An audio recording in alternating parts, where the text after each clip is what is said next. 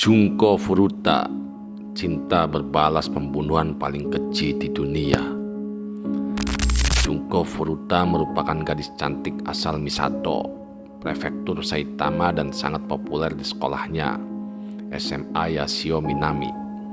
Junko lahir pada 22 November 1971. Pada 25 November 1988, ketika Junko berusia 17 tahun.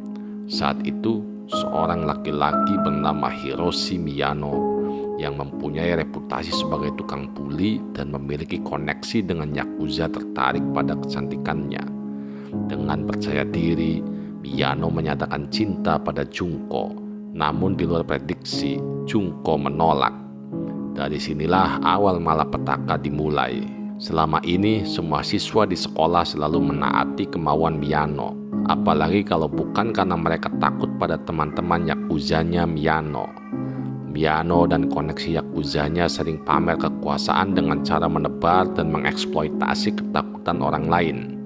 Sehingga penolakan dari Junko membuat Miyano marah besar. Reputasinya sebagai seorang Yakuza yang ditakuti seketika jatuh. Cinta ditolak, dendam pun tumbuh. Pada malam hari pukul 20.30, 25 November 1988, Junko pulang dari pekerjaan paruh waktunya dengan menaiki sepeda. Saat itu Miyano dan Nobuharu Minato, kawannya, sedang berkeliaran di Misato untuk merampok dan merudak paksa wanita lokal. Mereka kemudian melihat Junko yang mengendarai sepeda. Atas perintah Miyano, Minato menendang sepeda Junko hingga gadis itu terjatuh. Minato lalu kabur sementara Miyano berpura-pura baru datang dan menawarkan diri untuk mengantar Junko pulang. Junko tak menolak, namun ternyata hal itu sudah direncanakan Miyano. Dalam perjalanan pulang, sesuai rencana, Junko diarahkan ke sebuah bekas gudang yang tak jauh dari lokasi jatuhnya sepeda. Miyano mulai melancarkan ancaman. Oleh Miyano, Junko kemudian dibawa ke hotel dan menghubungi dua orang temannya, Jo Ogura dan Yasushi Watanabe. Minato pun menyusul dan keempatnya membawa Junko ke rumah orang tua Minato di distrik Ayase, Adachi. Junko diancam bahwa Yakuza akan membunuh keluarganya jika dia berusaha kabur. Pada 27 November, orang tua Junko mengontak pihak kepolisian karena anaknya tak kunjung pulang. Tak lama berselang, ada telepon dari Junko. Ternyata, untuk menghindari pencarian oleh polisi, Miyano memaksa Junko berbohong bahwa dirinya sedang menginap selama beberapa hari di tempat teman dan meminta agar polisi menghentikan pencarian dirinya. Sementara ketika di rumah Minato, orang tua Minato tak curiga karena Junko dipaksa untuk mengaku sebagai pacar dari salah satu penculik tersebut. Meski tak sepenuhnya percaya, keluarga Minato memilih untuk diam sebab takut dengan Yakuza kenalan Miyano. Di rumah itulah selama kurang lebih 40 hari ke depan, Junko berkali-kali mendapat penyiksaan yang tingkat kekejamannya melewati logika kemanusiaan. Bukan hanya oleh keempat lelaki itu, tapi teman-teman Yakuzanya seringkali diundang untuk turut menyiksa Junko. Laporan resmi pengadilan Jepang mencatat Junko dirudak paksa sebanyak lebih dari 400 kali secara bergilir oleh para lelaki itu. Selain itu, seringkali Junko dipukuli, tubuhnya digantung di atas plafon dan diperlakukan seperti karung tinju, dan tak jarang perutnya dihantam barbel. Oleh para lelaki keji itu, Junko dibuat kelaparan, tapi ia dipaksa makan kecoa hidup atau meminum urinnya sendiri. Beberapa bagian tubuhnya dibakar, seperti ditempeli lilin panas atau dibakar dengan rokok dan korek api. Bahkan ada bagian tubuhnya dimutilasi atau ditusuk jarum. Dalam kondisi yang demikian brutal, Junko dipaksa untuk bermasturbasi di depan para pelaku. Benda-benda asing yang tak masuk akal dimasukkan ke kemaluan dan anusnya, sehingga mengakibatkan pendarahan yang hebat.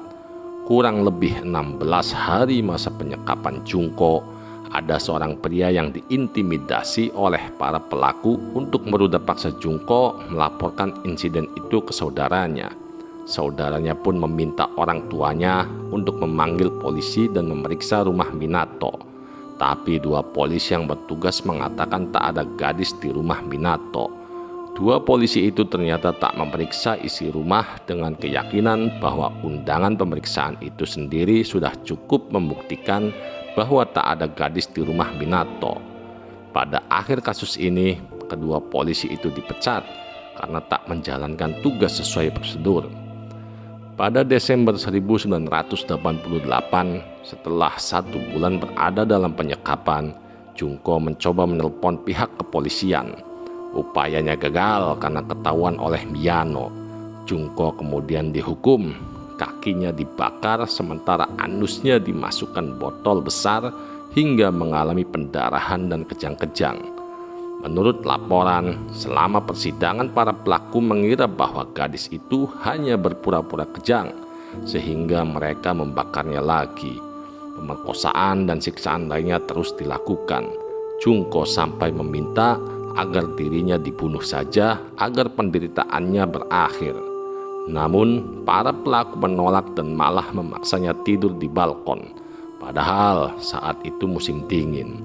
Karena kerasnya siksaan, ia akhirnya kehilangan kontrol kandung kemih dan ususnya.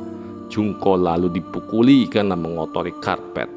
Dia juga tidak dapat makan atau minum karena akan muntah. Dan tentu ia akan dipukuli karena ini. Memasuki Januari, penyiksaan demi penyiksaan membuat kondisi fisik Junko berubah. Wajahnya membengkak dan luka-luka di sekujur tubuhnya mulai membusuk dan menghasilkan bau tak sedap. Para pelaku kehilangan nafsu bejatnya dan sempat mencari korban lain untuk dirudah paksa, meski tidak disekap seperti Junko. Pada 4 Januari 1989, para pelaku melakukan siksaannya lagi. Mereka memukuli Junko dengan barbel, menendang dan meninju, dan meletakkan 2 lilin pendek di kelopak matanya. Mereka membakar dengan lilin panas. Mereka memposisikan Junko untuk berdiri dan memukul kakinya dengan tongkat. Pada titik ini, dia jatuh. Pendarahannya sangat deras. Juga nanah muncul dari luka bakarnya yang terinfeksi. Keempat anak laki-laki itu menutupi tangan mereka dengan kantong plastik. Mereka terus memukulinya dan pada akhirnya menuangkan cairan ke paha, lengan, wajah, dan perutnya dan sekali lagi membakarnya. Junko diduga melakukan upaya untuk memadamkan api, tetapi lambat laun tubuhnya menjadi tidak responsif. Junko akhirnya meninggal setelah serangan yang berlangsung selama 2 jam pada hari itu. Takut tertangkap polisi, para pelaku kemudian membungkus tubuh Junko dengan selimut, menempatkannya di drum bervolume 208 liter dan mengisinya dengan semen basah. Pada pukul 8 malam, mereka membawa drum ke sebuah daerah bernama Koto di Tokyo, kemudian membuangnya ke dalam truk semen.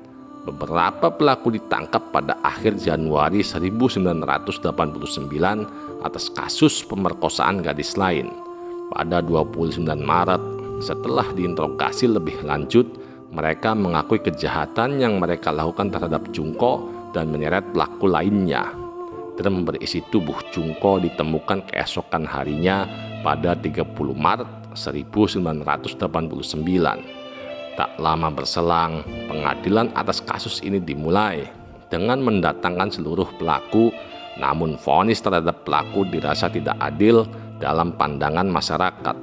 Yang paling ringan adalah hukuman penjara 7 tahun, sementara yang terberat 20 tahun. Hakim kesulitan memenuhi tekanan publik sebab para pelaku masih di bawah umur. Junko Futura dimakamkan pada 2 April 1989. Keluarga dan teman-teman dekatnya hadir di sana bersama kesedihan yang mendalam. Aduh, sungguh biadab, Bray. Ada orang yang berperilaku seperti monster. Bahkan monster pun tak cukup disematkan pada mereka, Bray. Ini lebih dari monster. Sumpah, nyesek banget, Bray. Saya sampai nggak bisa bikin kata-kata penutup. Aduh, udahlah, bye.